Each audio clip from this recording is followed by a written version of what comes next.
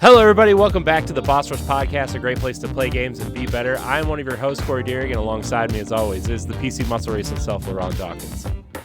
Hey, what's poppin'?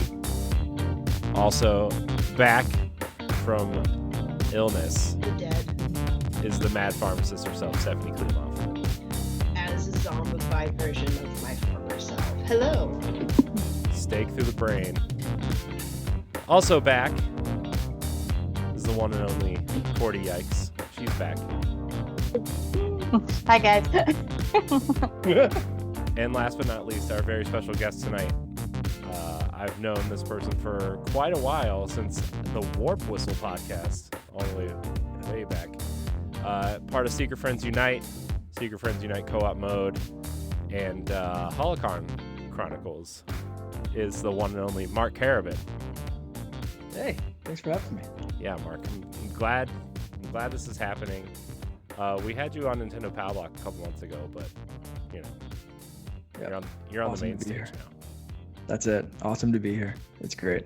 Also, repping the Jurassic Park shirt. I like it. Yeah. Jurassic Park, not World. Had to go old school for this one. I think out of all 6 movies, I think there's like 1.5 good movies. Accurate. That's kind of harsh. Just a little, yeah. The truth But hurts accurate. sometimes. Ron. Wait, that's definitely kind of harsh considering you do not have not seen a lot of movies. That's pretty harsh. I've seen all the Jurassic Park movies. You've seen all the Jurassic Park movies, but like Literally nothing else. if Stephanie and I were to like start just calling out movies from like the top 50 or top 100 movies that people need to see before they die, which a good population of the United States has seen at least 70% of them, you would not know any This of is them. a great topic, LeRon. We've already had this topic. All right, LeRon, name 10 movies, and I'll tell you if I've seen them. Name 2. You see Ghostbusters. Yeah, it was our first standard definition episode. But that's because Okay. he had to force standard definition. For Prior standard to that, definition. Okay. I did not see Ghostbusters, and that was going to be my pick. That's true. Okay. All right. Well, let's see here. Well, go ahead and do your spiel real fast. I will because of course I'm bad with naming stuff right off the top of my head. Titanic. Yeah. Jaws. I've never seen Jaws. Titanic either, actually. It's You've never. it's fine. You I'm don't need to not. see I'm it. not. Guess surprised, what? Corey. 2 I'm not people surprised fall in Corey love, a hasn't boat seen Jaws. sinks, people Yeah, die. I knew the ending. It was spoiled for me, so I just Yeah. skipped it. I'm not Star surprised. Wars. I'm not surprised Corey hasn't seen Jaws because he's scared. He's scared of scary stuff. I am. You are correct. What is Someone it? say Star Wars. This could get me off the show I've seen- right I've away. He's Look, seen Star Wars. Star Mark, Wars. I've seen Star Wars. All of them? Yes. Yes, he's seen all of them. I'm He's seen all of them. behind on He's a- Andor, he's a but Star- I have seen all of this. I have seen all of the Star Wars. Yeah, he's a Star Wars nerd. Trust me. I'm eagerly anticipating my lightsaber building. in Have you we'll, seen- we'll figure it out. 3.5 I feel like weeks? Have you seen the Man from U.N.C.L.E., the newer one, not the one from the 60s? I've never even heard of that movie, so no. I haven't. It was a such a movie that good basically introduced us to Henry Cavill. Oh, Mhm. well, sorry. Such a good movie. Okay, all right. Let's see. You know what introduced me to Henry Cavill? Superman. Total Recall, Schwarzenegger version. No.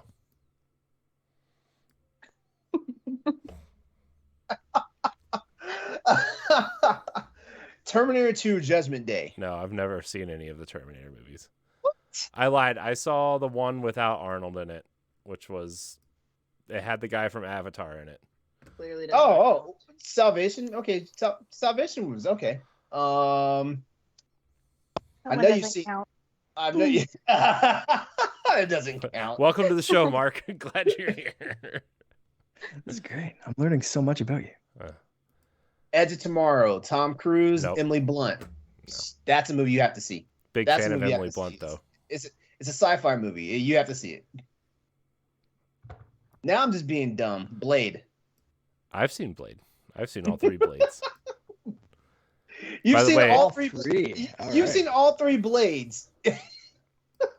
By the way, Ryan Reynolds is jacked in Blade 3. Just throwing No, that out Ryan there. Reynolds was jacked in Amityville Horror. That's Like he was nothing until like he did the Amityville horror workout. I mean, I think those movies came out around the same time. I want to say, maybe I made that up. I don't know anything.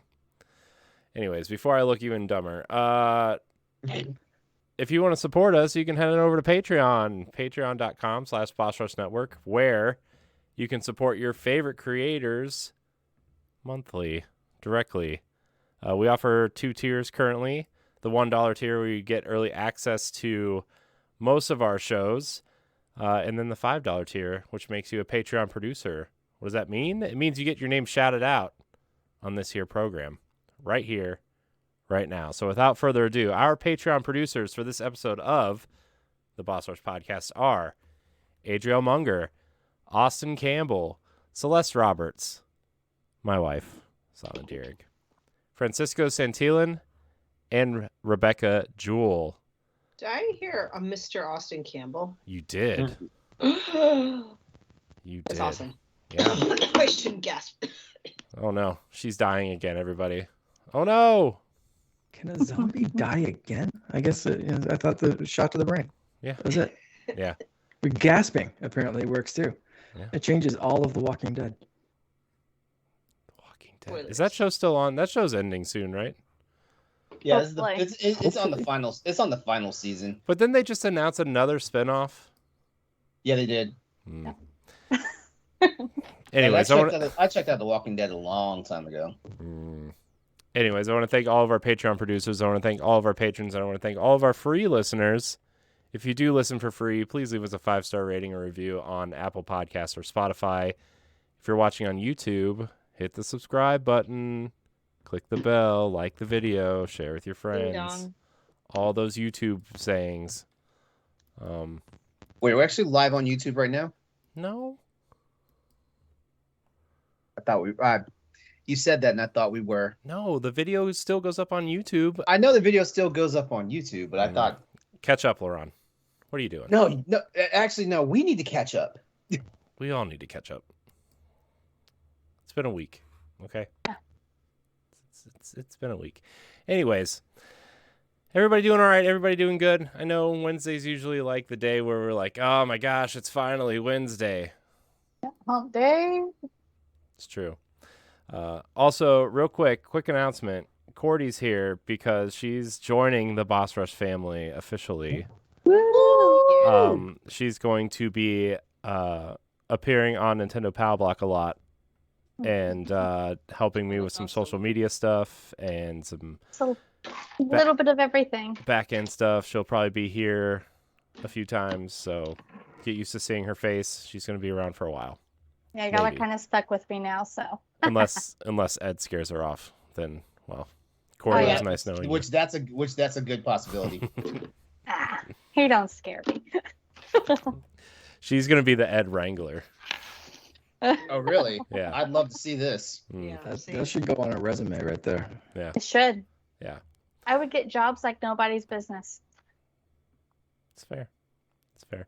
All right. So, is anybody playing anything cool, or do we just want to jump into topics? Because I'm playing the same stuff. I'm playing the same stuff I've hold been on, playing. Stephanie's going first because she had a huge gasp. And I shouldn't have gasped again. Now she's choking on her own spit or something. I don't know. I'm playing a spoopy game and I regret it. A spoopy game. Severely. What's the Severely. spoopy game? It's called Ikai. Right here with the scary, creepy eyes behind the Oh, it's one of those Fascinating. things. Fear and like it. anxiety prevail. Yes, they did prevail over me yesterday.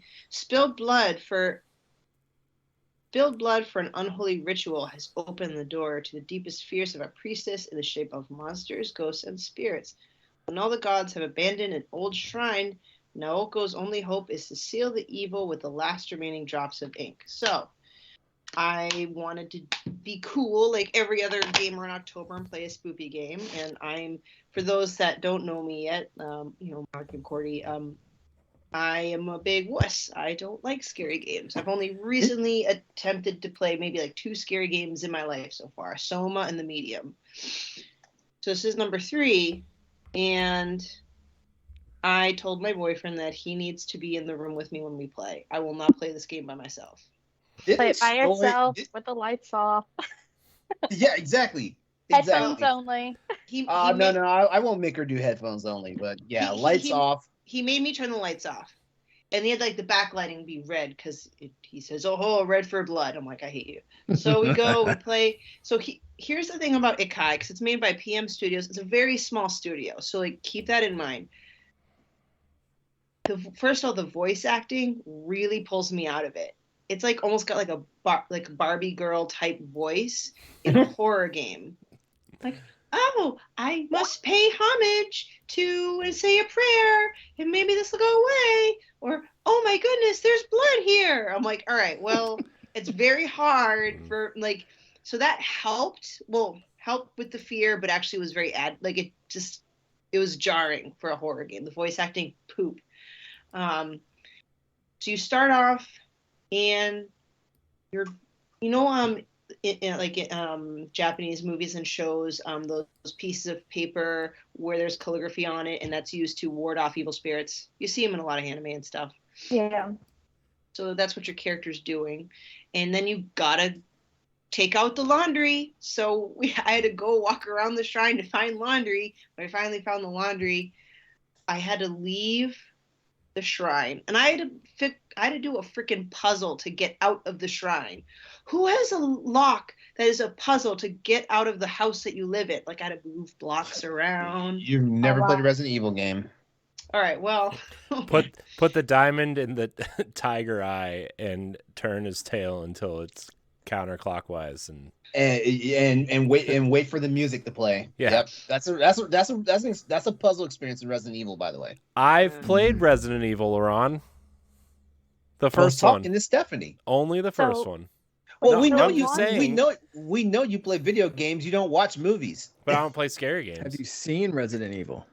No, he hasn't seen. Nope. I do Which have one? Resident Evil 2 and 8 that I will be playing. That's also on my list. The remake version of 2, or are you Yes, playing the classic? yes. Okay. Maybe. Anyway, sorry. Oh, So- 2 is gonna scare the hell out of you. I'm gonna tell you that right now. I'm cheating. I watched a Let's Play of that. Oh, it doesn't matter. It doesn't matter if you watch the Let's Play. No, I know, but like at least I have an idea of like what I'm going into. Because trust me, when they bring out Mr. X, like it doesn't matter. It doesn't matter what you saw, what you looked at. Like, Oh no, Your the Mr. X thing, I will have anxiety. your anxiety is gonna be dialed up to 11. No. So I'm on this way to the shrine, and you have to like, I don't know. It's like this really long path, and you need to figure out how to get to the river to do your laundry. And then all of a sudden you see blood on the trees. I'm like, okay, so things are starting to ramp up. And then you get to the river and you see a knife there. And you're like, oh, what's this? And you pick up the knife, and then all of a sudden something happens to you. And then apparently your character now knows all of a sudden that some evil has been unleashed, and it's her responsibility to go back to the shrine and protect the shrine. I don't know how she just magically just realized this happened. So, okay, we're going back. And then first thing, jump scares. This big ass scary face just like drops out of the sky, thud right in front of me. And I scream, I throw the controller, and I'm like, fucking motherfucker. And my son is like in the next room, like kind of sleeping. And my boyfriend's like, quiet. Shh. And I kept walking, and the thing comes thud in front of me again. And I just threw the controller at him. I'm like, I'm done. You play. And he's a PC gamer, so he hasn't held a gamepad since like the Sega days. So He's a keyboard mouse gamer. Oh, and he was like, how do I walk? And he was walking so slowly. Like, so basically we're taking turns handing the controllers to one another. By the time you get to the shrine, you meet like your first like demon thing. And again, so basically this game relies on jump scares to be scary. So that's all it is. It's just all jump scares. Guess what Steph doesn't like? Jump Jump scares. scares. Because at one point, that witch, like if you take too long to draw the thing to seal her away, she just goes in your camera out of nowhere. And that I kicked my boyfriend in the chest several times. Oh He's my like, God. what did I do? I'm like, I'm scared. I'm so done. I can't do this anymore. Oh my God. So we stopped after sealing the first Seminole, and I'm like, I am done. I don't think I can sleep tonight. Thank you very much. So it's not a great horror game, like if I take a step back and look at it, but I'm still scared because I'm a wuss, and that's what I was playing. Oh, and I wrote credits on Kirby. Hey. Oh, good. Man, spooky games. Was Kirby worth it? It was actually. I am very, very glad I went back and played it. Like the end, Mm-hmm. I wouldn't say like, oh, it's such a surprise because Kirby is not the game that you go to for really deep storytelling. Mm-hmm. But for a Kirby game, it actually was pretty cool. Like I got to learn why it's the Forgotten Land, how it became like why, because it was weird for me. Like, why is a Kirby game in like a post-apocalyptic setting? It's kind of weird, but they explain it. I'm like, whoa, this is pretty deep for a Kirby game. And like I said, not the biggest Kirby fan, but out of all the things Kirby related, they did this one right. And I do commend Nintendo. They did a really great job with Forgotten Land. I do think it's a great game. Cool. Well, Mark, are you playing anything cool? I finally started Deathloop now that it's on Game Pass, so super happy to be getting into that one. I know, a ton of people have played it on PlayStation and whatever, but for me, I'm mainly an Xbox guy, so I've been playing over there. It's been great. Cool. Is it? And then I've been I finally downloaded. I finally got. We were talking about it before we started, but Monster Hunter Rise. My brother convinced me to get that one. So we got hit pretty hard with Hurricane Fiona a few weeks ago and lost power for a week at my house. So I stayed with my everyone stayed with my parents, which was fun to have everyone in the house and a 2-year-old, and my wife and my brother was there, and my brother had luckily they had a generator and then got power back very quickly. So my brother was playing Monster Hunter on a Switch, and I just kept watching him and like tried out the demo and just kind of got hooked. And yeah, here we are, Monster Hunter. And there's so much to do in that game, and I've been trying to do it, but also been playing Pokemon Diamond a lot, which has been taking me out of like all of these other games for some stupid reason, like Splatoon, Monster Hunter, Deathloop. Like I've got games that I need, and I'm like chasing. Like I already beat Pokemon Diamond.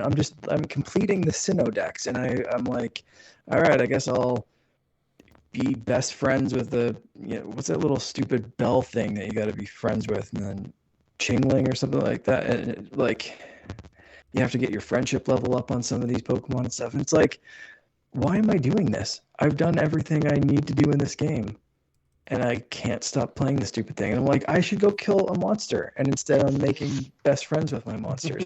And it doesn't make sense, but that's where I'm at.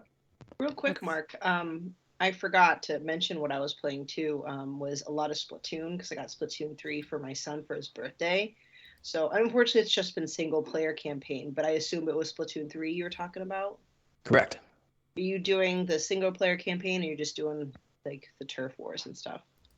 I've done 2 or 3 islands in the single player campaign, and mostly turf war stuff. I still have not played a single match of Salmon Run, which I really enjoyed it on Splatoon 2, even though it was only available like every third Thursday of the month from 3:03 a.m. to 3:17 a.m.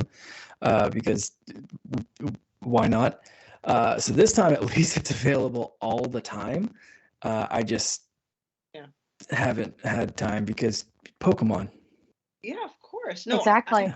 I really like the single player campaign. I'm a little surprised. So yeah. Did you play Octo Expansion on Splatoon 2? Did you get into Splatoon 2 This is my first time playing a Splatoon game. So I actually thank my son for getting me into Splatoon. Yes. I got him the yellow Inkling amiibo. I pre-ordered that for him, and I got the Screaming Small Fry for me. Nice. That's awesome. I used to do a Splatoon podcast with Bobby Pauls, the Nintendo guru. Rest in peace, Bobby. But so we this one's been weird for me because every time I play it, I think of Bobby and I get sad. But it also makes me happy to think of like how much he would have enjoyed Splatoon 3. So playing Splatoon 3 has been very bittersweet for me and very weird emotionally, which I didn't ever expect to say for a Splatoon game because they're so like goofy and weird and stuff. But yeah, it's been different. So I kind of like I'll duck in and out, or like someone will kind of invite me to play, and that'll snap me out of like not playing Splatoon for a little bit. So it's been really weird, but I've loved Splatoon since it launched. It's a great franchise. So I'm happy to hear yourself, and I've talked to a bunch of people that like this is my first Splatoon. I'm finally getting into it. So it's really cool to see people jumping in. So that's awesome. Funny. It's funny what happens when a good franchise is on a console that people actually own. Yeah. You know, like Splatoon was great on the Wii U, but nobody played it because nobody owned one. So, correct. Man, that's cool. I can't wait till my kids are like old enough to start playing games because that's probably one that I could see them enjoying. Yeah, well, man, probably too young, but I had my 2-year-old playing the Paw Patrol Grand Prix racing game on that's on Game Pass, because there's just an auto race mode. So it just like it basically just finishes the race itself. But like he sat there with the controller, he was holding in the A button, he wiggled the joystick a couple of times and then crossed the finish line, and I just threw my hands up in the air and he threw his hands up in the air and the controller went flying, but like we danced around and stuff. It was awesome. So Outright Games is pretty amazing. I sent them a message and just like, thank you for this. This is fantastic. And like a little picture of him just like celebrating and stuff. So that's really, awesome. really cool. Probably too young to be playing games, but he loves Paw Patrol. So what are you going to do? Never too young. That's what Yeah, I say. all you have to do is do what I do and just unplug the second controller. They'll do it to this day. Look, you say that, but so my nephews were over a couple weekends ago, and my son, we handed him an Xbox controller with no batteries in it, and we were all playing Smash, and like he knows that the Xbox controller lights up when you turn it on, and he looked at no. He's 18 months old. He looked at me. He's like, he like showed me the controller. He's like, he did like, one of these. Like, why isn't this turning on? You're trying to trick me. I know what you're doing. So the first words are WTF. Yeah. Yeah. And then we all proceeded to make fun of my other nephew who he wanted to play Fortnite, so we let him. And my younger nephew was playing Switch, but he wanted to play Fortnite, and he was like, I'm gonna sweat. I'm like, dude, we don't say that here, okay? No. I was like, if you're gonna sweat, go home. Go put deodorant on before you start sweating, please. Yeah. Here's some antiperspirant. Just Yeah. put the game down. It was cool though, because like I have a lot of the skins because I'm an adult and have money, and he's like, oh, you have the Halo skin, you have the Destiny skins, you have the Marvel skins. I'm like, yeah. He's like, do you ever use them? I'm like, no, because I never play Fortnite. I literally just 23. I'm with you. I just keep it installed so I can look at the cool skins and then turn it off and play something else. Because I don't know, man. Fortnite. I gotta tell you, gotta hand it to that game. It's it does some really interesting things that just watching him play. Just like it's unbelievable what that game offers. I like some of the stuff I had no idea. Everybody just thinks it's a battle royale where you build stuff and 9-year-olds screaming, but I'm like, that was literally Call of Duty like 10 years ago. Well, probably still is, let's be honest. But I don't know, man. The way, like the things he was doing and playing and building, not building, and he probably played for like an hour and a half and he won 9 times. Wow. I was like, man. He's like, you should 1v1 me. I'm like, I'll crush you. And secretly inside, I was like, oh my God, I'm not doing this. I will lose. Yeah, no. And you will never let me let it go. I don't know where the trigger button is. Yeah. But you playing anything else, Mark? You watching anything? Doing anything else? No, not really. I mean, Fortnite perpetually a little bit, just dropping in here and there. But no, that's been it. I have been playing a few different things on Quest, but nothing specific that is worth talking about. I've just been like bopping in and out of like darts and bowling and weird things, or like watching The Boys on a massive like theater screen kind of thing. Like That's sick. Just weird things. Yeah. Pretty No soon. Beat Saber? What was that? No Beat Saber? Oh yeah, always Beat Saber. Always 100%. Beat Saber. The new Lizzo pack is Yes. amazing. Are you kidding me? Like Yeah. I closed all my exercise rings on my Apple Watch last week just thanks to Lizzo. Like, not even gonna lie, that was 100% thank you Lizzo and Beat Saber. Like, it was. Oh yeah. Wow. Yeah, perfect week. After I saw the trailer for it, I was like, oh god, I'm gonna go negative this week. And then like I purchased it as soon as it was like, all right, we're dropping it now. I'm like, download, let's go. Yeah, my wife came in to the living room, and I kind of was cognizant that she was somewhere in the house, but like didn't really care, and I was just like crushing it to juice, and she was just like, "What is this?" And like she could hear the music, and she's like, "Is that Lizzo? What are you doing?" And like some of the songs are actually like set up so you kind of like wiggle and sway a little bit, like movie booty. So you're not just like swinging lightsabers around, like lightsaber kid. It's a little bit more like you're trying to dodge things, but you kind of like you got to move at the same time. So yeah, it gets you. It's good. I love Beat Saber though. It's great. Oh yeah. 10 out of Awesome. 10 would recommend. That should be everyone's first purchase on the Quest. It comes with it now, right? I think so. I think it does. One of these It's headsets what? does. It comes with the Quest 2, I believe. After they did the price increase, they're like, well, you're paying more for the headset, but here's Beat Saber. Yeah. So it's not the worst. I mean, let's be honest. Anybody who buys a headset's probably buying Beat Saber first anyway. So might as well just give it to Yeah, you. pretty much. Yeah, Beat Saber and Vader Immortal. I bought them at the same time, so that was my first 2 purchase on Quest 2. Nice. All right. Well, Courty, I guess we're moving on to you. You playing anything fun, cool? I mean, recently I've been playing Bears and Breakfast. I've been kind of tired of Stardew Valley. It's kind of like, same missions. I've been in it for like 3 years now. I'm like, okay, do I restart? What do I need to do now? Like, I'm kind of done with it. But the Bears and Breakfast, it kind of brought back that kind of like the beginning of Stardew, where like you're collecting things to make food, you're collecting things to just kind of craft. Yeah, that's all I got for it. I've just been crafting and I've been making food, but I love That it. sounds I like get such a lost in quaint it. game. It's really good. I think it's only on the Switch, but it's really good.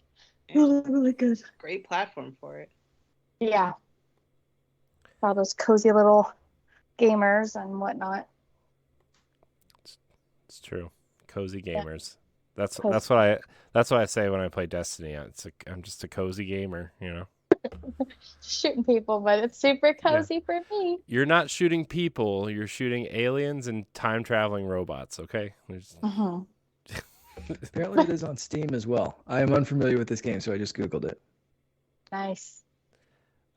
It looks delightful. Right? Don't you just It's run super a bed and cute. breakfast as a bear? Isn't that the? It's pretty awesome. Oh man, this is All right, so you guys want to hear something? No, Hear something crazy that I'm. Okay. I'm just kidding. Yes.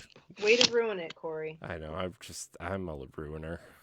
All right, so I just got my notification that my monthly Humble Choice has come in, and guess what game is in here?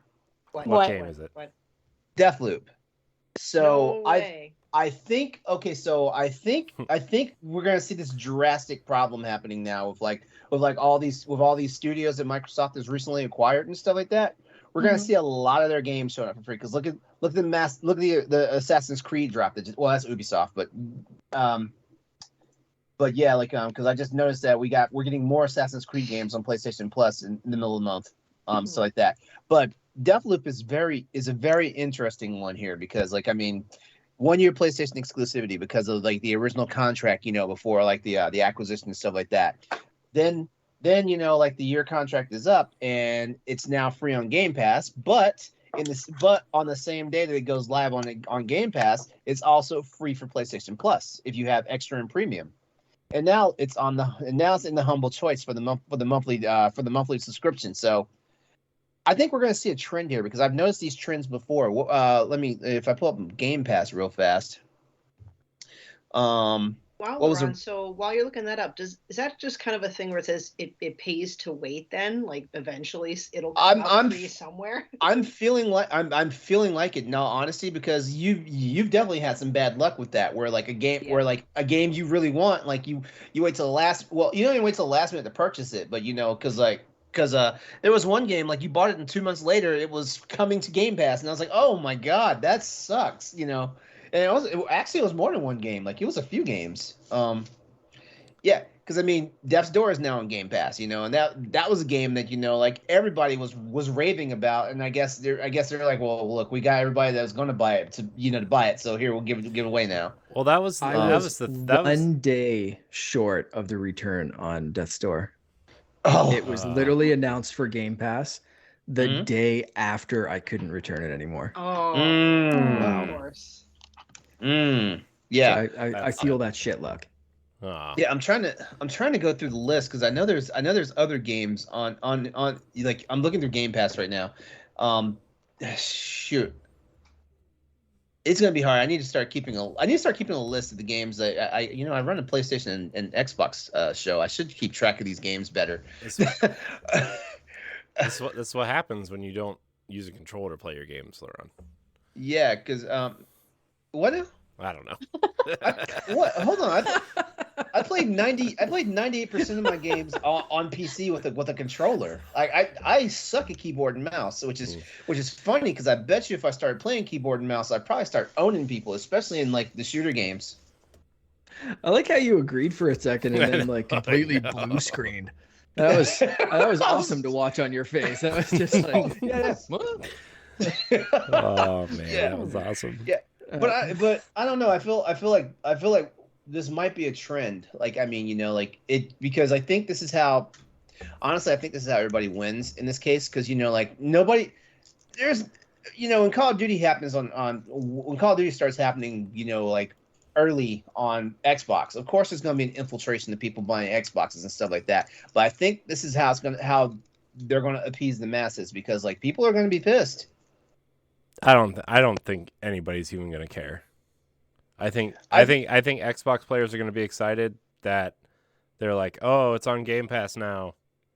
And then PlayStation players will be like, "Oh darn, it's on Game Pass. I guess I'll buy it." And that's how 95% of the audience is going to be. Well, no, like if we looked in the past few months though, like games that hit Game Pass are also hitting PlayStation Plus, or vice versa. Games hit PlayStation Plus are hitting Game Pass. One of them gets it first for like at the best 2 weeks to a month, and then all of a sudden it's on the other premium service. Yeah, but I think this is different though now that Xbox is going to own Activision and Blizzard, right? I mean, Deathloop and Tokyo or Ghostwire Tokyo are two kind of weird anomalies, right? Because that acquisition happened before those games were released. But, yeah, I don't know. So, are they gonna own Activision and Blizzard? Yeah, it's a foregone conclusion. I mean, Sony is pulling out some pretty impressive tricks here in the court system, but and then Microsoft builds a whole website to tell you why it's a good idea for them to buy them. I just love how it's like Sony puts out a thing like, Call of Duty having exclusives on Xbox is going to make people go away from PlayStation, and that's not fair. And then literally in the same breath, they're like, guess what? This year's Call of Duty, you can get this skin exclusively on PlayStation and this map exclusively on PlayStation. And that's Hogwarts Legacy. They're like, here's a PlayStation exclusive thing. And then, and they're saying the that message at the same time, and it's it's just Hey, their way guys. of it's their way of trying to retain of having gamer retention. It's really what it is, you know. I feel like, no offense to Microsoft, but I feel like they're just too far behind now in terms of like sales I mean, we've talked about it before. Their strategy has just shifted so vastly away from having a box in your living room now, right? With cloud gaming and PC and, you know, But hold on, isn't cloud gaming still not that strong though? it's not, but Am I right on that? dude, they're putting all their eggs in that basket, it feels like. And like, I mean, Even has it gotten better since the launch? I think it's gotten better, but it's definitely not like hold on. Everybody hold on to something. I mean, it's nowhere near the levels of like Google Stadia's streaming tech, right? Like, I mean, Stadia's tech was like super impressive. And look where Stadia's at. I know, but that's because they don't have another option. Like Xbox has the local download option. They have the PC or box in your living room option, right? And now it looks like Phil Spencer's teasing that little what is it, the Project Keystone, that little streaming box. Was in an interview the other day. But it's still a streaming box though. Like it is. But it's still not physical or digital media on a dedicated. You're right. On a dedicated hard drive. I'm just saying Microsoft's strategy is to allow their games to be played anywhere by anyone with a screen in front of them. It doesn't matter if it's cloud, if it's a local download, if it's a disc. Maybe they're jumping onto another curve, like something that's like next generational thing, and they're like, oh, we're going to go ahead and we're going to do all this because people are going to want to do this at the end. Mm-hmm. Yeah. Oh, don't get me wrong. I'm not like shitting on any of that. No, I know. I'm just saying like their whole like thing, because Xbox came out and said that even if they acquire Activision Blizzard, they're still going to be in third place behind Nintendo and PlayStation, and like that's true in terms of hardware sales, but like that's not their strategy anymore. I mean, it's just not. You know, they could develop the best box in the world, right? And it's an option, right? They're just trying to give people options, and that's like you can play Call of Duty on your phone now, right? Well, I guess technically you could, but you know what I mean. Like you could already play Call of Duty on your phone. Well, okay, that was a terrible example, okay, but the idea is there where like, instead of buying a $500 box and a $70 controller and a really nice TV, you could buy one of these Backbone controllers for like $60 or $70 and hook it onto your phone with a $10 Game Pass subscription and be like, I'm good to go. You know, not every gamer's going to be like that, right? But maybe I'm just being the preachy tech guy here. But I mean, like, you know, like if you want to promote like cloud, like it's gotta be better than what's on the PS5. It's got to be better than what Stadia did. It is better. It is better than PS5. It's just not as good as Stadia. And at least in my area, I don't know. I mean, I have fiber internet. I have great connections and everything, right? Like, yeah, it's just it's good for games like, I would say, like Gears Tactics, Tetris Effect, you know, turn-based RPGs. If you're trying to play Halo or Destiny on this thing, not a great idea, you know. So I've had similar experiences. Yeah. So that's all I'm saying. But I just think PlayStation, in terms of like the mind share and everything, it's just so much further ahead than Xbox would dream to be at this point. Even though like Xbox, we had this discussion on an Expansion Pass episode the other day where like what Microsoft is doing is what everybody else should be doing, because Nintendo and Sony have the IP that people care about, right? The backwards compatibility, the up-resing stuff, the frame rate increases, the, you know, fixing the code to make it work better on a modern hardware, right? Where like all that on Xbox is great, but no offense, I don't care about brute force, you know? Wait, what do you mean by that? What do you mean by that? Brute Force was a original Xbox game that they published. Okay. It was like it was a third person shooter. It was kind of like a precursor to Gears, but okay. It didn't sound familiar. Yeah, I don't care about Azuric, you know. So it just sucks that the company that's doing the best work on this preservation and making sure your old games work on newer hardware is the company that most people don't care about unless it's Halo or Gears or Fable, right? Well, the one thing I will say, because like Microsoft has abandoned a lot of shit, over the decades and stuff, but they're sticking with Xbox, so like that's a testament to like they're trying to keep something going here and stuff like that. So I will give that to them, because I mean, like when you look at like the Zune, the Windows Phone, a whole bunch of all this Windows proprietary stuff. The Zune stuff. was a great device. Oh, the Zune was a great device, but they abandoned it like 3 years later. I don't know. I have my Halo 3 one downstairs. They dropped. It's... Well, let's put it this way: they dropped it faster than Sony dropped the Vita. I mean, that's true. Also, like, speaking of Microsoft things that they dropped, like Mixer, it was way better than Twitch too, and they just totally. Oh yeah, I agree. Even though I never used Mixer, I've seen and heard a lot about the Mixer experience, and I can say for sure because I've abandoned Twitch for the most part. Like I'm not on Twitch. Well, don't worry. In 3 weeks, we're gonna have a former Mixer partner on the show. So. Oh yeah. Yeah. Okay. Fun. So. Just a little tease for everybody out there. Actually met her You when have we to were wait streaming 3 on Mixer. weeks. Oh, hey Stephanie, Sifu's coming to Switch.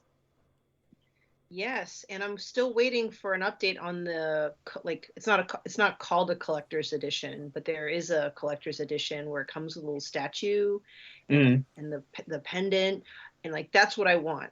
Because I own Sifu on PlayStation. At this point in time, I don't think that's coming. What? It's way too late for that now. Like, and they missed the mark on that.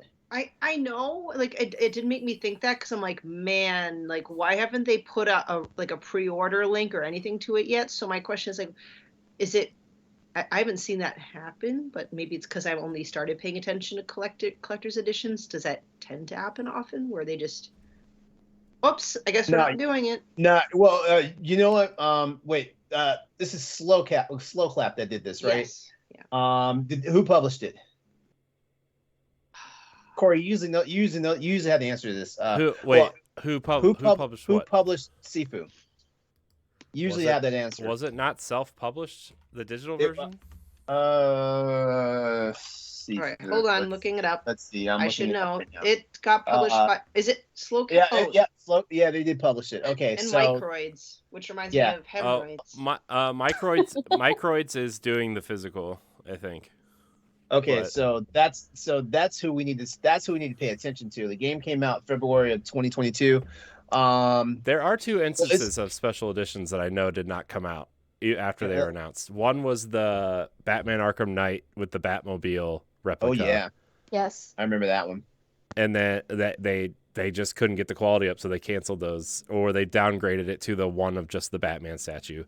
And then the Aliens Colonial Marines collector's edition, they did do a print run for Xbox 360 and PS3, but they never released the Wii U one, and it was already announced. Most probably because like the Wii U didn't sell anything. But yeah, those were like the two instances. The physical copies are available for pre-order or order. I just at this point dates don't mean anything to me anymore for PlayStation. Like there are, well, yeah, it's already available. There are physical copies of Sifu for PlayStation. So I'm like, how can they not have this? Because I'm not gonna buy it digitally again for Switch. If I want to play it again, I'll hop on to my PlayStation and play it. I just want to get the cool statue with the little thingies. I hear you. I hear you. That's all. Yeah. Don't worry, you'll be able to buy it on eBay in about 3 months for like quadruple the price. Nope. Yeah, well, I'm just the gaming curmudgeon, and it's one of those situations where it's like, as much as I love Dead Space, I'm not spending $275 for that collector's edition. I mean, I get it. There's a wearable helmet that lights up, but that is expensive. I don't know. The Mass Effect one was pretty cool though. I have questions about that helmet because remember those Master Chief helmets? Not everybody can get those in their heads, and it was supposed to be wearable. You can put them on a cat. You piss a cat off. Mm. Wait, you did that to your cat, didn't you? The cat that you dislike, you No. did that, didn't you? Hey, we have to be nice to her now. She was dying, and now she's coming back to life. So, look, we were all ready to like dig a hole in the backyard and throw her in. Okay, and then magically, turns out when you give animals medicine, they get better. So, And this isn't when the cat wore the mask, is it? Or no. okay. Mm-mm. No, but they do So- make Master Chief motorcycle helmets that are fully wearable and protectable, apparently, because they're motorcycle helmets. So I just saw a tweet from Pix and Love Games. So Pix and Love _games.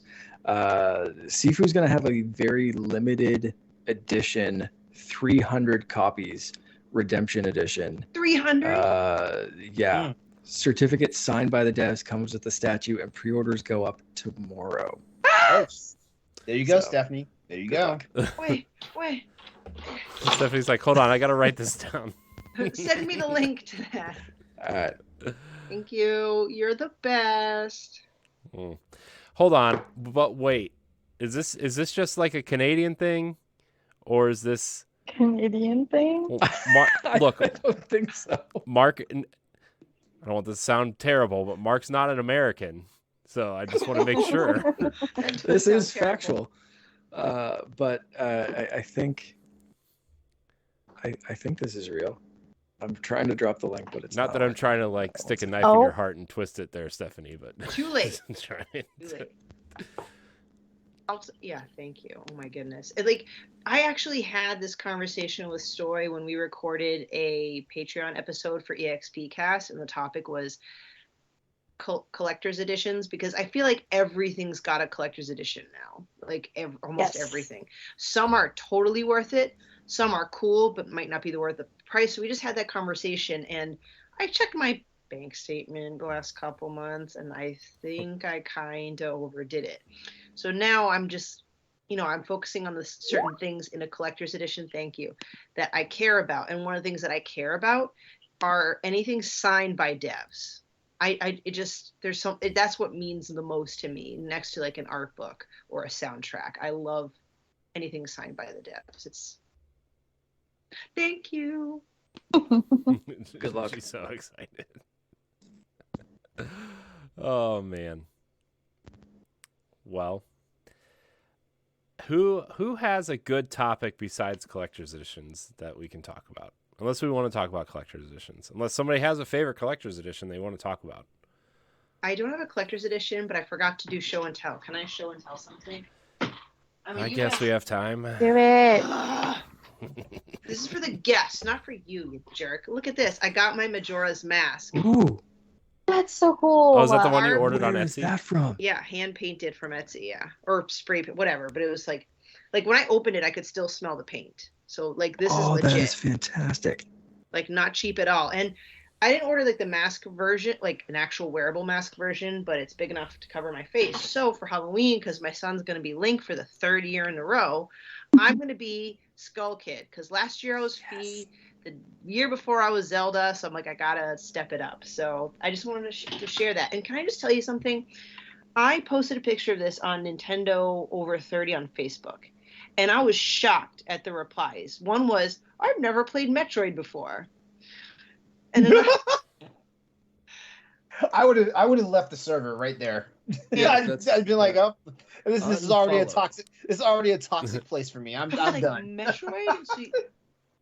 So Yeah, you didn't know that you could wear that mask in Metroid?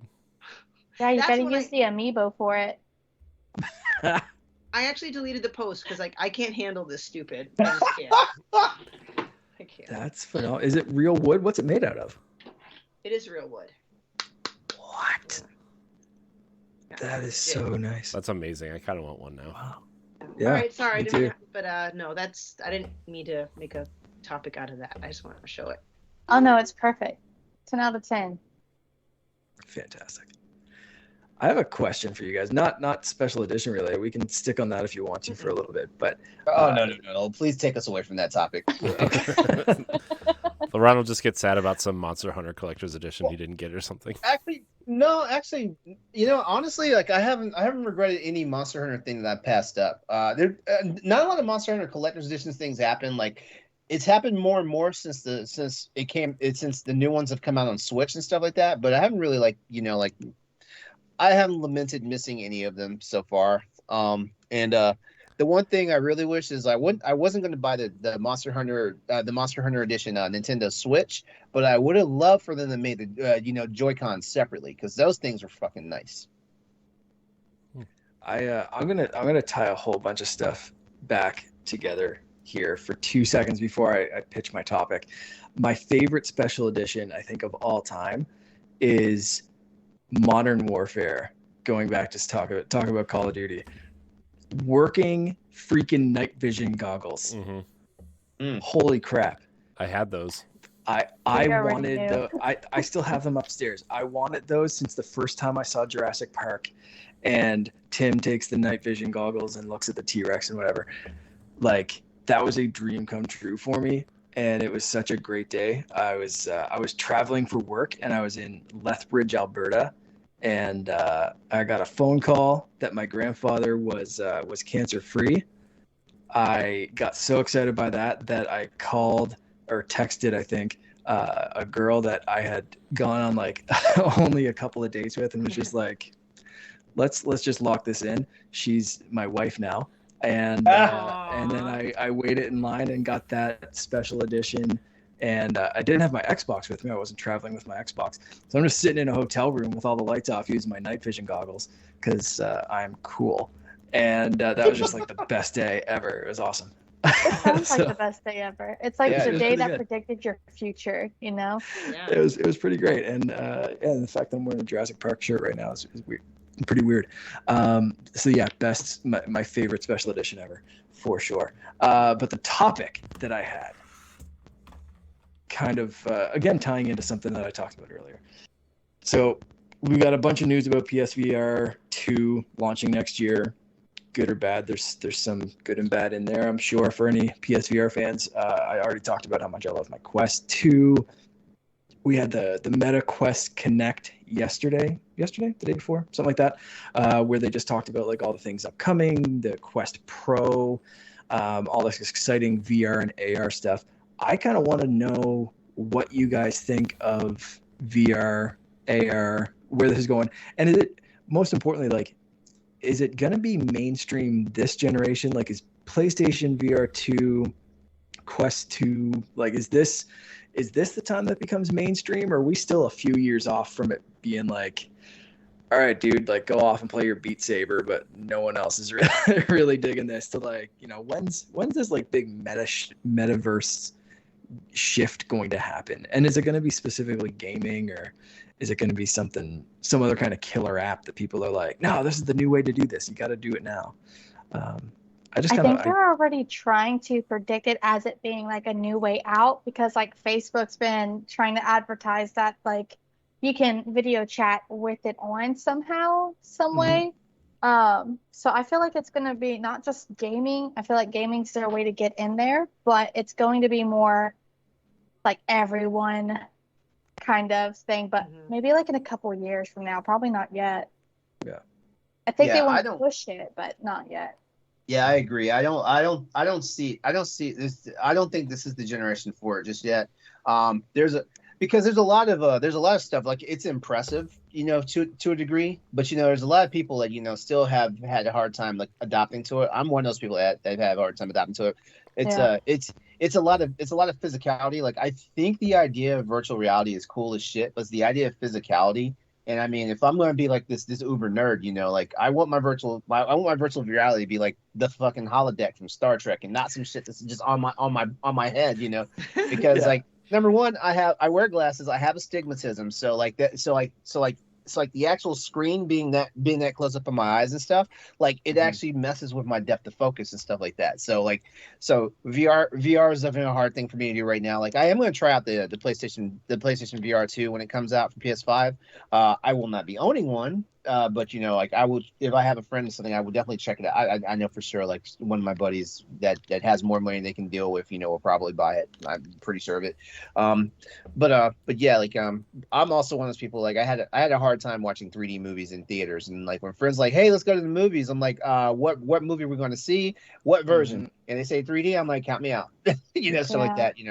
Yeah, I think they still have a long way. They still have to work out the kinks in it for sure. Yeah, they have to work out the kinks of it. There's also a few things like there's when we see VR like in sci-fi and TV and stuff, we don't always see all these cables and stuff hooked up to people. We see people with headphones on, a headset on, controllers in their hand, they're just freehanding doing it, whatever and stuff like that. So like we need to cut the cords. First of all, there's that, but also like it has to be consistent across the board, and I'm not sure if that means that the companies that create VR need to invest more in the actual people who are developing in it, and not the other way around when the developers are investing in the technology and then still doing their stuff.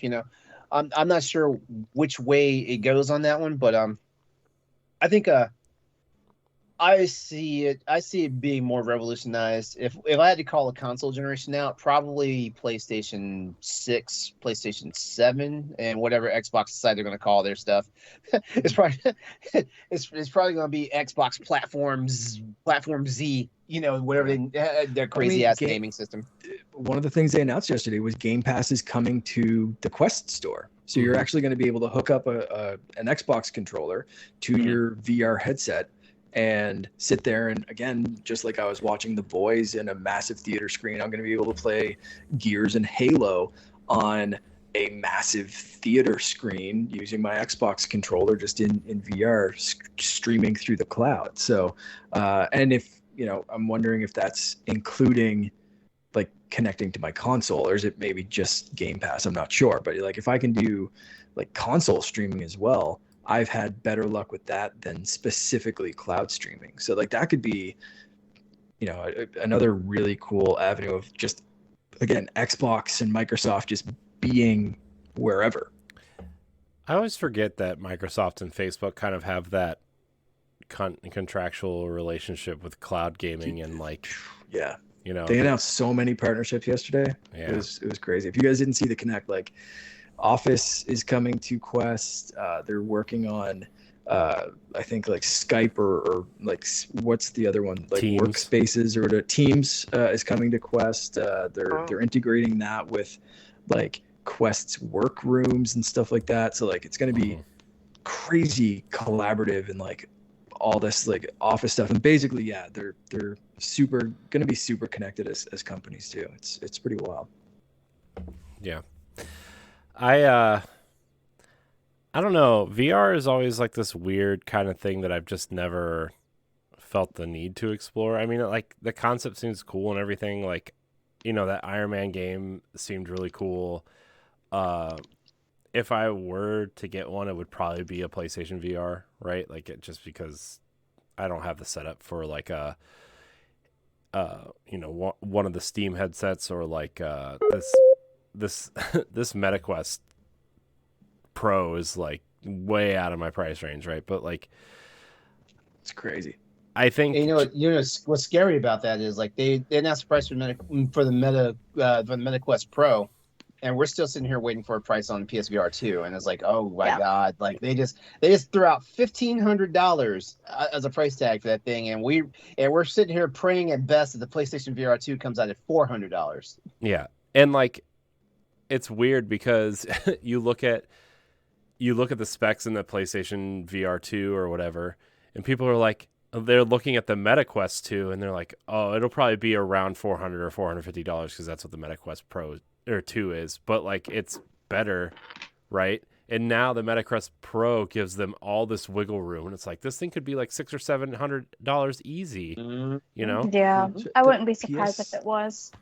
PSVR 2 has a higher resolution screen than even the Quest Pro. Yeah, exactly. Yeah, that thing is gonna be pricey. I would not be super surprised if it was the same price as a PS5, possibly more. Like there is justification for making it more. I don't.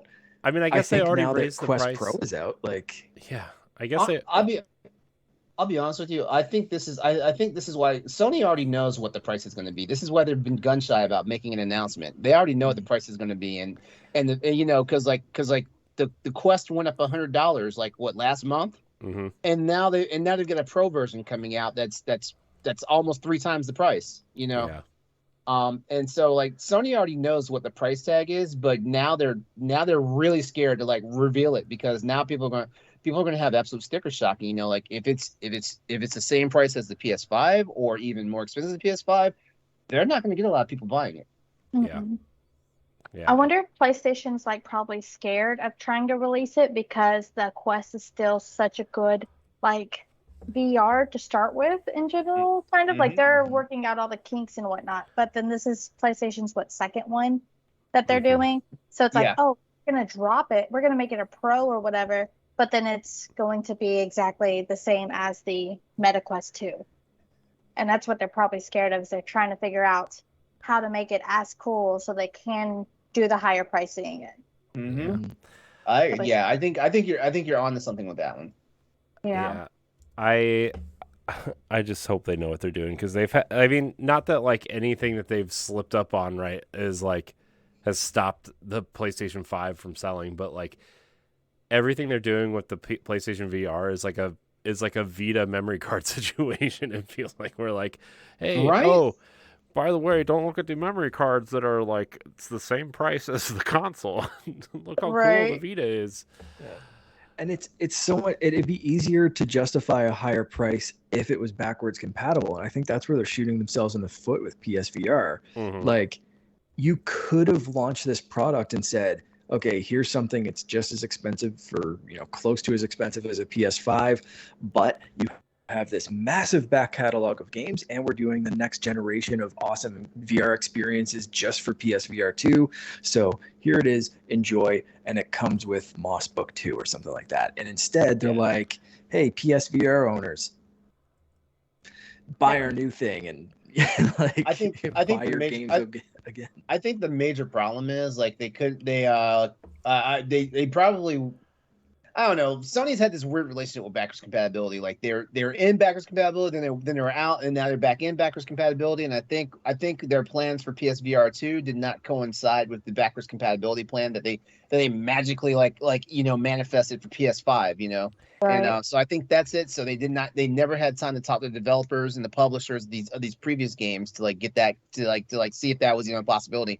I'm pretty sure a lot of those studios are probably already closed down, or two, like they've moved on to different, bigger and better things and stuff. And some of them probably don't even have the assets or the resources to even go back to the older stuff. But even Courty mentioned Iron Man VR, which was formerly a PSVR exclusive. Facebook just bought the company. It's coming to Quest 2, and Sony's not going to be like, oh, well, you got to do, it might come out to PSVR 2, but who did that? Camouflage on that point. I can't remember the developer's name. I think Camouflage did it, and they did that really cool stealth game called Republic. That was really cool, and they actually made a VR version of that, which was super cool. You are right, Camouflage. Yeah. But this whole like backwards compatibility thing, and like, I don't know. I feel like in this day and age, it's just crazy that the PlayStation 3 is still like biting them in the ass, almost 20 years later because of the cell processor, right? Like it's just wild. Can I be the bad guy here for a second? Yes. For a second. Because I said this way back in like the original episodes of the Crossroads, like somewhere in between episodes 1 and 15, that like backwards compatibility is a nice thing to have until you have it in your hands. Says the PC gamer. I'm just kidding. I'm sorry. Continue. Okay, who's actually the villain here? Yeah, exactly. But no, I mean, if we're gonna talk about this stuff, like PS1 just turned 30 years old recently? No, they haven't. No, it's not that big. I want to say like 28. It's 20. Let's see, 1994. So it's 28. 28 years old. Yeah. Yeah, because we would have saw like a big thing. I guarantee you, there's going to be special custom plates for PS5 when the 30th anniversary happens. But anyway, so 30 years ago, look at the landscape of gaming and stuff like that. 30 years ago, like we complained about how ugly Nintendo 64 and PS1 games looked back in the day. So we're not even going to talk about Sega Saturn games, stuff like that. It wasn't until Dreamcast, PS2, Xbox and stuff came out that these polygonal based games started looking really good. Because you notice like companies like Square Enix were like half in, half out. Like they still were releasing sprite based games, which was kind of saving saving grace for why people continue to buy games and stuff like that.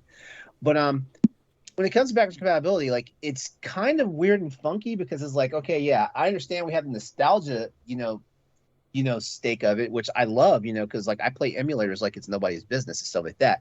But when you look at where that technology is at versus what we have right now, we have games that can't even sync up properly because we have TVs and monitors that have like astronomical refresh rates and stuff like that, and games and y'all did y'all see what happened when what game was it?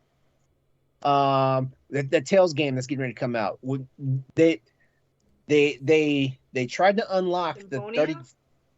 Yeah, Tales of Symphonia. They tried to unlock the locked frame rate at 30 frames per second, and the game could not play right. And it was because the game was hard coded to the game was hard coded to only play at 30 frames per second and stuff like that. So when you unlock the cap and stuff like that, even all these fancy tricks that you have now with monitors that have like G-Sync and FreeSync and like our TVs we can variable refresh rates and all this stuff.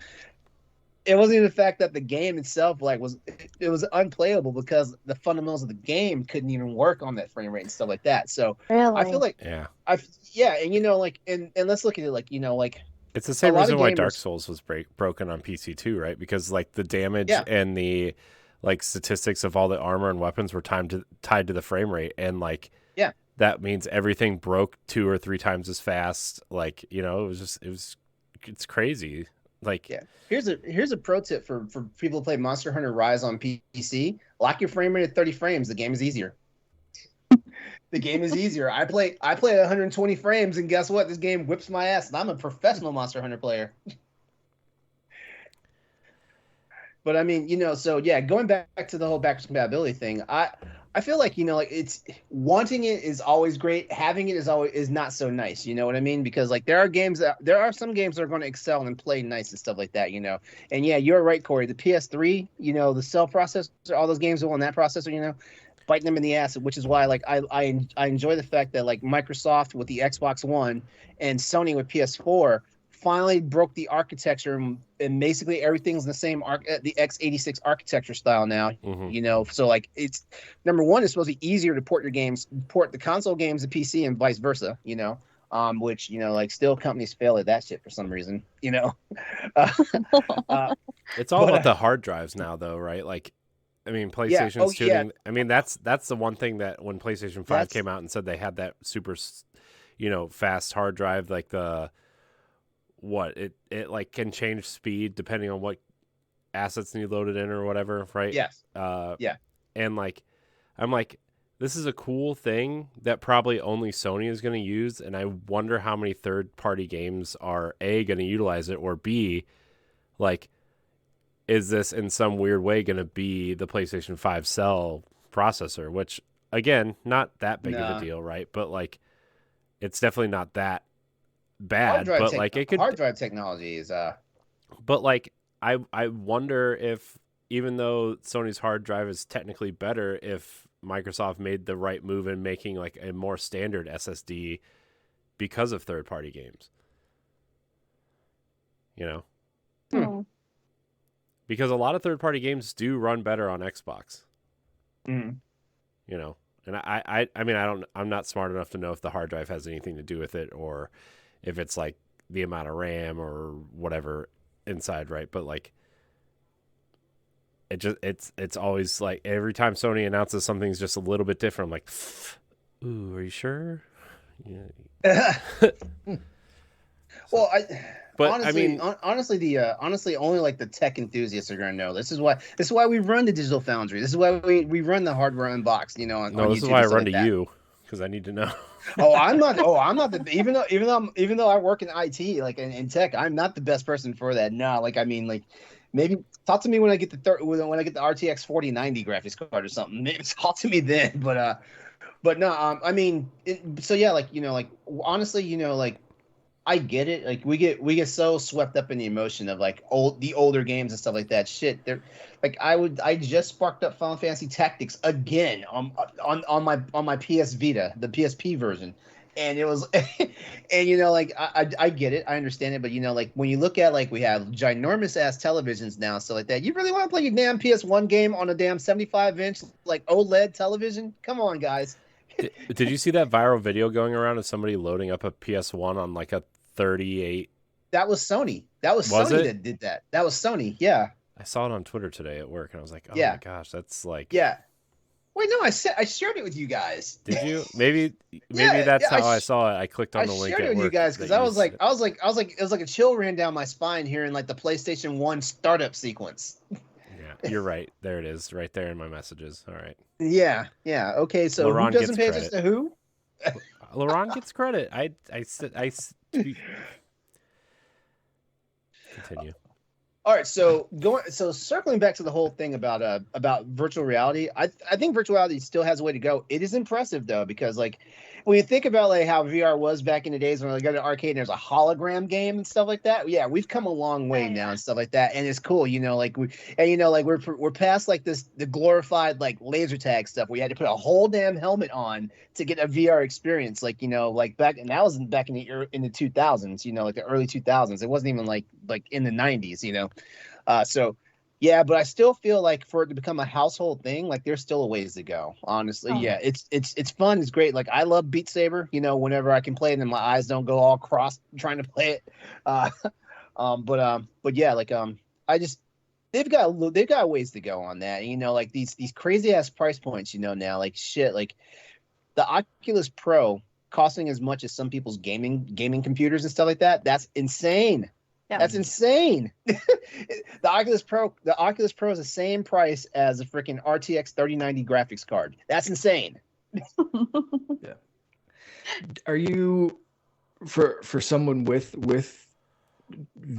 like visual troubles with with VR and the headset situation, are you more interested in AR, where like you're not quite as immersed, but they're instead of playing it on your TV, maybe you could project a giant screen, or you could have extra elements of a game, or that kind of thing? Is that a more interesting technology for you, or augmented reality? Do you see that taking up a little bit more?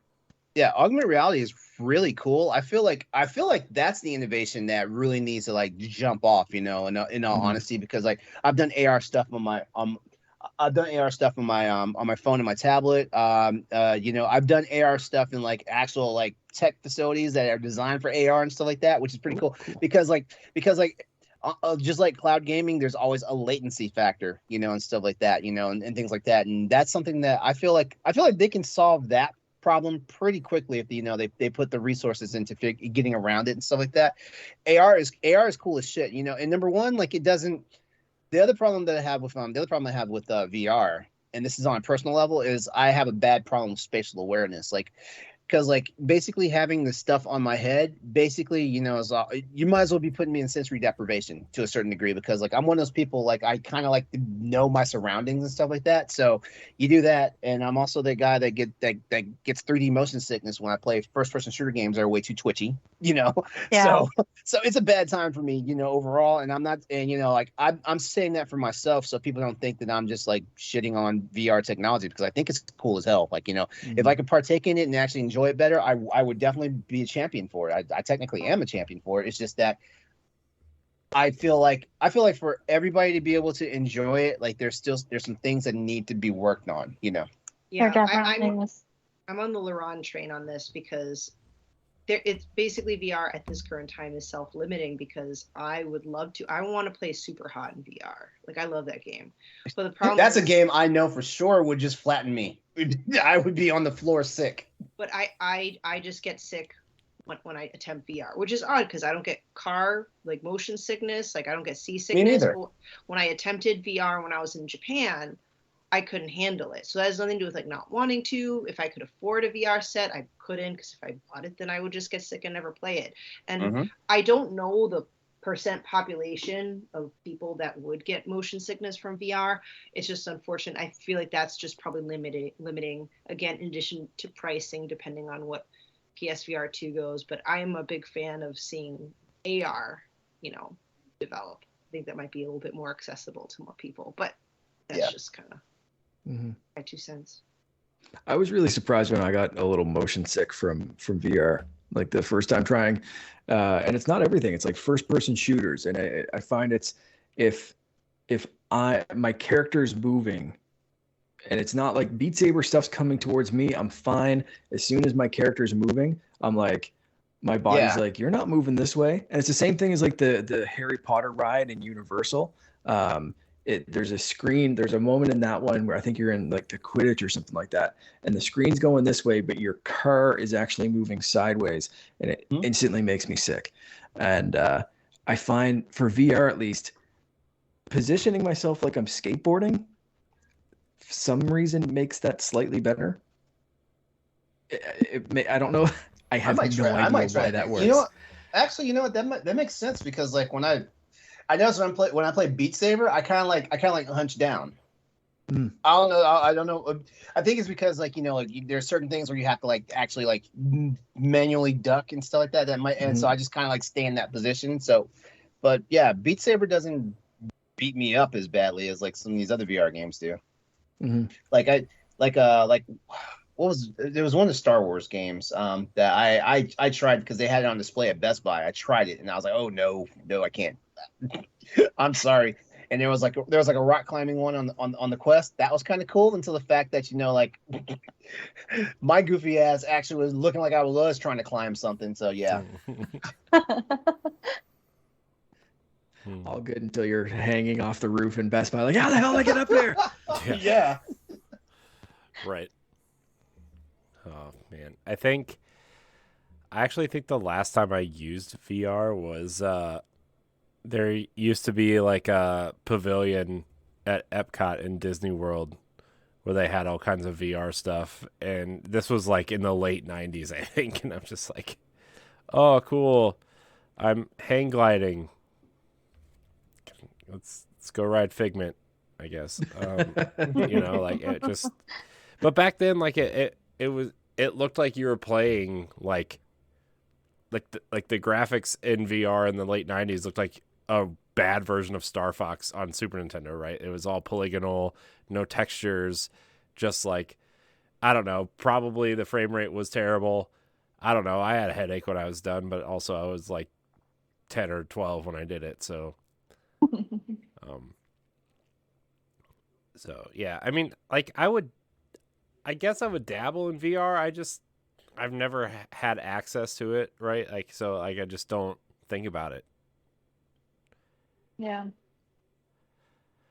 It is definitely daunting to get into, especially with so many people saying like, I've got motion sickness, or I can't handle this, or I can't handle that. It's like, even the cheapest standalone version, like the Quest 2 or something like that, it's like, are you really going to drop several $100s on something that might make you puke all over your floor? Yeah. Right. Yeah. I mean, I think VR though is like, I think it's cool because like you're going to be able to like, outside of games, I think is probably where it's going to thrive once that technology gets better, right? Where you could probably train a pretty decent medical staff through VR, or you could go visit somewhere super far away that you don't have the money or the means to do, right? Or those types of things are things that I think about when VR is going to be something truly special when they get that. Like games is like the proof of concept, right? But the rest of it's just kind of like, this is what we're doing, Yeah. I love that part of the Quest. Like Todd and I hung out and talked about some co-op mode stuff, but also just like, I set up a theater in the woods in an app, and we just watched Rick and Morty on like a giant floating screen in the woods. And there was like a campfire, and Rick and Morty was on, and we watched a few episodes and just like shot the shit about our show. And then like what, we were planning on doing and coming up, a couple of things that we have in the pipeline, but like also just like hung out.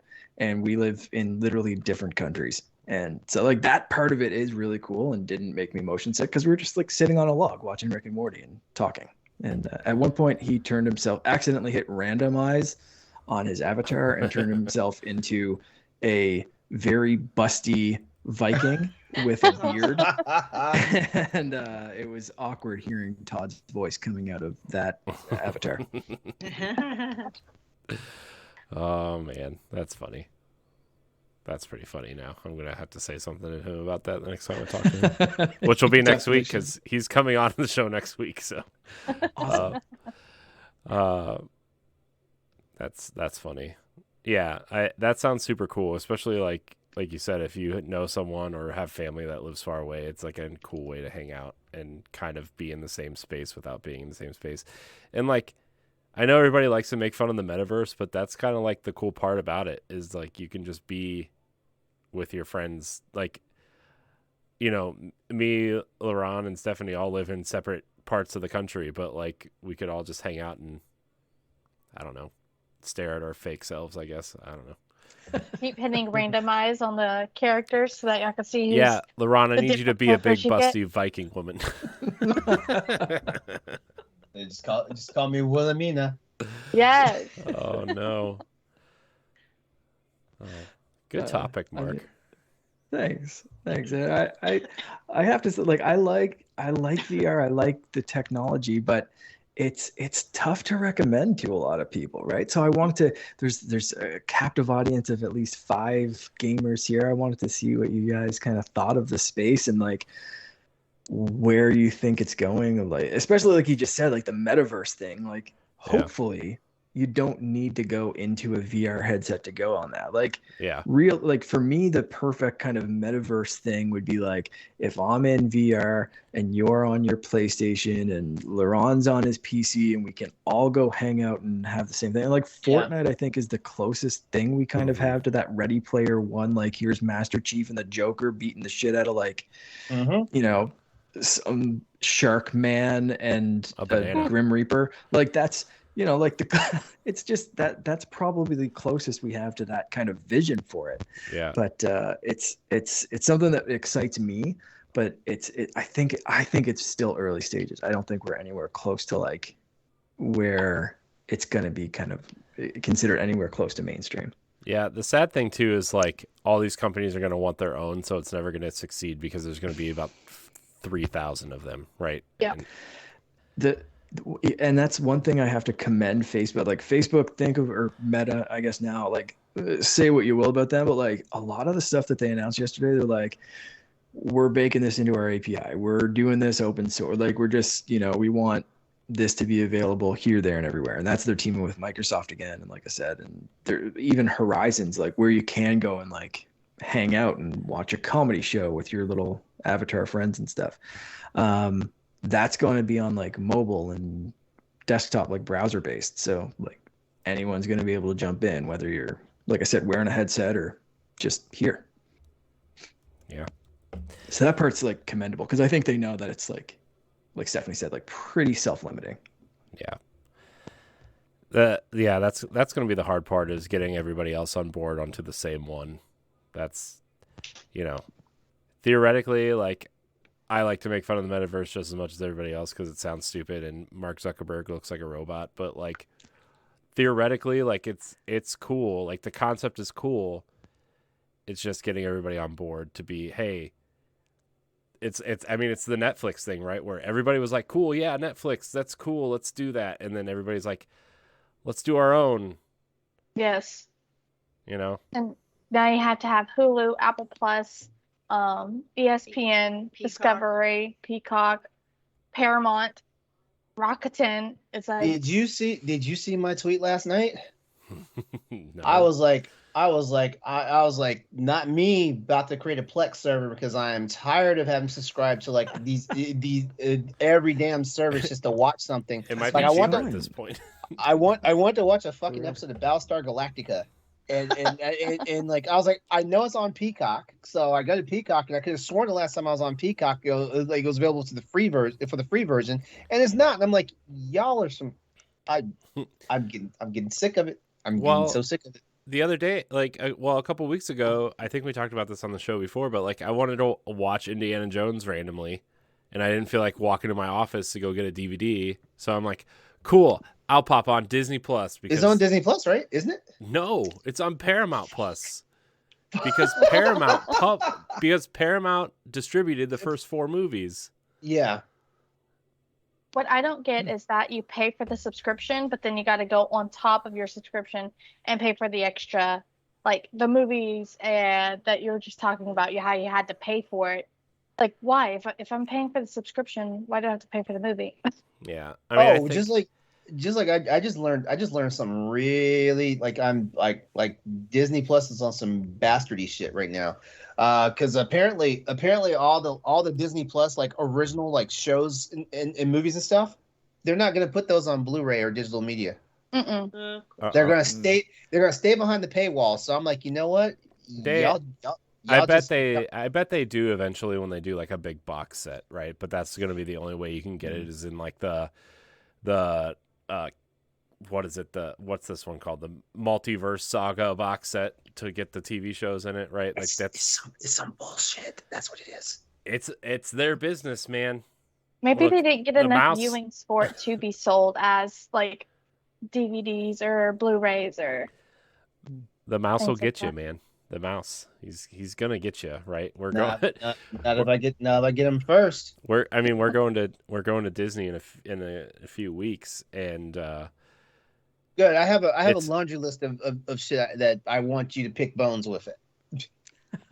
and it's just like I was looking at all this like stuff today because a bunch of stuff came out about Disneyland today about their price increases and stuff, and it's just like, man, this is just it's so expensive all the time. Like everything is just expensive now. It's just part of life, you know. And like we just bought for my daughter for like Christmas/Hanukkah, we got her Disney on Ice tickets for January, and it's just for like the 3 of us to go. It's like almost $150. I'm like, oh my god, this is crazy, but like. Yeah, I'm gonna be honest with you, and like I don't mean this to be a sad thing, but it's kind of sad. I just finally did all my bookkeeping and the math, and I realized that I cannot afford to take my son to Disney next year. And that was my goal the entire year to save up for, and it's like I cannot afford it. So I'm looking into Super Mario Land when it opens up at Universal Studios. Universal's not much better. I know, but I'm like maybe because I checked the website at Universal for California, it's like $100 for one day, or am I just? Here I am a single, well, not single. I'm sorry. Here I am an unhitched person with no kids, and I'm sitting there like I can't even take my kids to Disney now. Right. Yeah, it's like that's a vacation. That's literally a vacation for me. Like, so, you know, I was like, and it's one of those pricey vacations. Like, if I don't get like this nice ass package from like a travel agency, like I'm not going. Mm-hmm. Yeah, it's you know, plus man, I don't even want to talk about it because like you still have your other expenses to worry about. You still got to worry about eating. You know, you still got to worry about like if you're going to spend money on gas while you're out there and stuff like that. You know, like or stay the night or yeah. Thank God they have like transportation that takes you everywhere that's free, like, you know, because it's just like, oh my gosh, I'm telling you, like OnlyFans is looking more and more like the thing to do. LeRon's like, I'm setting up my own magical place on her so I can go to the magical place on her. I love it. How much you think Disney will cost in the metaverse? You think it'll still cost the same price? Yes. To Disney, yes. digitally ride Absolutely, Space yes. Mountain. Hang on, let me. What's a typical Disney World like when people go to Disney World? How many days do they stay? Usually like a week. I would say about a week. Yeah. All right, so I'm going to Disney World's website right now. And that's your first mistake. You don't go to Disney's website. Well, I want to see what they say on the website and then see what happens. You might want to add an extra $500. Also, you're gonna have to like schedule something like Well, I 6 don't to wanna- I 9 don't- months from now to even get a I don't price. want to. Well, what I'm trying to do is not ask you how much you spent for you and your family, because it's a family of 4 right now, right? Here's the thing. My parents are taking us. So, Hey. Oh, cheat codes. Okay. yeah, I got grandma Okay. loves Cheat codes. look, grandma loves my kids, so Yeah, that's how we're going to the Renaissance Festival this month. yeah, it's Renaissance but Festival. the Where are you based out of? Sorry to interrupt. Houston. Houston. I might, Yeah. because I'm going to Texas in a couple weeks, so I think we're gonna go. You Oh should my go gosh. I need the to make 30th. Okay. That's when I'm going. So, Nice. and we'll take Sorry. pictures and we'll eat chicken legs. the LeRon, just to like answer you, the most expensive part of our trip is actually the flights to get there right now. There's that too, because I'm sure as hell not driving. Yeah, it's closer for you though. It is closer to me, but here's the thing about it. Like, I hate the 6.5 hour drive just from my house to my mom's house. It's fair. So like I'm not gonna do 14 hours from here to Florida. That's probably a good decision. Yeah. So, all right. Well, could talk about Disney. I'm always up for talking about I that. know. I Yeah, know we're for all sure. bummed trying to out. see how long it'd take me to drive there. Hold on. Oh gosh, I it know- would take you I like know for sure somebody just like clutched their pearls and was like, he doesn't want to drive to his mom's house. I know someone's clutching their pearls hearing that right now. LeRon, if it makes you Oh. feel better, I don't want to drive to my mom's house, and it's 30 Hey, minutes she lives from in the here. same town. It's 30 minutes from here. So Anyone want to take a guess how long it'd take me to drive down to I Disney? have I would no say clue. 10 days. 32-ish hours. Holy shit. We'll Sorry. play the lottery like right now. like bang on 32 hours. Wow. Wow. Nice. Courtney just You just, like, creeping me Courtney on, just like, knows it's Google Courtney just Maps or knows it's- what, man? That's like, right? Yeah, like, yeah. so Like, spot on. he's Holy got his crap. eye on you. Yeah. Like that is like one day, 8 hours. Yeah, that is He's already Google all right. searched it. He knows where your address is. I'm actually trying to answer LeRon's question of how, like, what the cheapest week-long vacation would be, but their website sucks, so it just doesn't work. Like 80% of the time, it just doesn't work. Well, yeah, if you figure it out later, just let me know. Nah, I'm already bored. I mean, I'm dating a college professor, so like technically, I've Yeah, got you much. could get a free trip anytime you want. Just tell him to Yeah.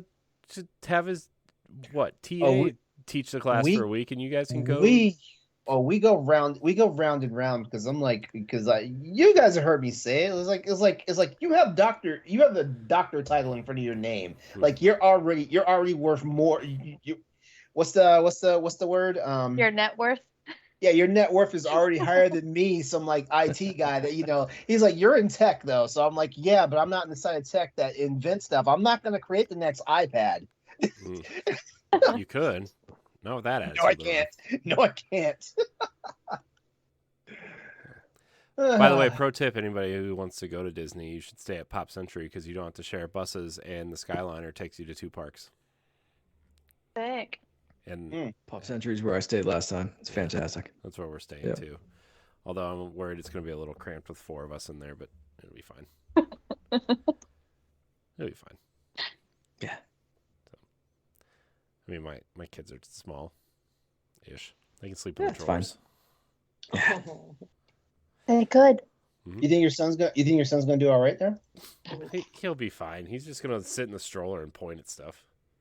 Maybe And ride. freak out. Maybe ride Winnie the Pooh or Peter Pan or Small World or something. But Wait, speaking of Winnie the Pooh, are they going forward that travesty of a movie? yeah, the horror movie. Yeah. Yeah, Did you see the Grinch one that's coming out?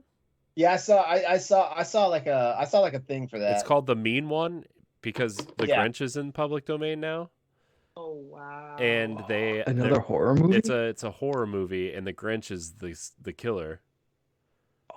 It's called I have The not Mean seen One. this. Also, that movie with the guy from Stranger Things, the Santa movie, Violent Night. That one looks Yeah. good. That movie looks pretty good. Also, a lot of cheesy one-liners in that trailer. I'm like, I'm in for this. I will watch this. I won't watch, the classics like Jaws or Alien or whatever other movies. Actually, I'm not gonna force you to watch the Alien movies because like the Alien series is the one that when I was a kid gave me night terrors. But then again, I had no business at like 11 years old watching those movies in the first place. But if you want someone to watch the movies with, I will say I will watch them with you. But I'll in VR. Can we put a big screen? Oh hell no! I can't. I won't even play Resident Evil 7 in VR. What makes you think I'm going to watch Alien in VR? I don't know. Set it up in the dark woods. Speaking of, did Alien Isolation ever get a VR version? Because that would be scary as hell. Yes, it did. Actually, no, it never got an actual VR, but there's like a source code for it in VR that people can download. Of course. Nope. Nope. That was the most harrowing Halloween gaming experience for me. What was that? Was that a year ago? Was it 2 years ago? I can't remember. That was 2 years ago because like last year I tried to do Dead Space and I need to be trying to do Dead Space again this year, but whatever. Oh wait, what happened, LeRon? We're almost halfway. Yeah, I know. We're almost halfway through the month. I know. He's doing 2 24-hour streams. That's what's happening. Nah, ain't nobody got time for that. And I would definitely wind up being single if I did that. That's not true. Do the sleeping streams? What's that? Do the sleeping streams where like you're asleep? He's gonna come poke you and go, "What are you doing?" I'm streaming. I'm gaming. Wow. Yeah, but Nah, scary games in VR definitely a no for me. Okay.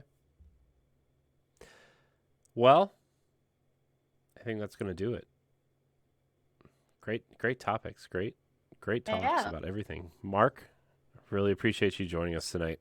Why don't you tell everybody where they can find you and I would argue the best podcasting network on the internet.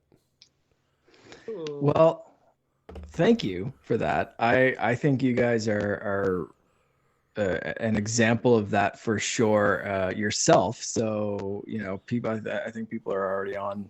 If they're watching this, they're already at the best network or at least one of them on the internet. But thank you for including us in that. I really appreciate all the support. You always shout us out, and it always just makes my day. So thank you so much. But you can find me personally at _Canardian pretty much everywhere. So that's like Instagram, Twitter, all that kind of stuff. And you can find Secret Friends Unite at Secret Friends U on Twitter, Facebook, Discord, wherever, and find all our podcasts on any kind of podcast service or on YouTube. And Matt, thank you so much. It was so nice to hang out with all of you and to chat for a little while. It's been really fun. Thank you so much. Well, you're welcome back anytime, obviously. I love you guys. You know that. Todd and I have been friends for a long time. And then obviously, we met through our Nintendo podcasts way back in the day. So, yeah, I love you guys. It's always great to podcast with you guys. I know it's rare, but when we do, it's a good time. It's like a special treat. It is. It's special treat. That's the name of the episode. A special treat. A special treat. Yeah. Courty, thanks for hanging out with us tonight as well. Where can we find you? You can find me on Twitch and Twitter. It's Courty _Yikes. Stephanie. People can find me on the internet at Klima, KLIMOV _author on Twitter and Instagram. My articles on bossrush.net and most episodes of After Dark when I'm dying again. LeRon? As always, you can look me up, Exodus803 on social media, YouTube, Twitch. That's my PlayStation Network ID as well as my Steam ID. And don't forget, Tuesday nights, 8 p.m. Eastern Standard Time on my YouTube channel, the Crossroads Video Game Podcast, where we talk about PlayStation, PC, and Xbox. And little, some other stuff. Sometimes Nintendo. Sometimes. We had a good talk about Nintendo when I was on the other day. So. Yeah.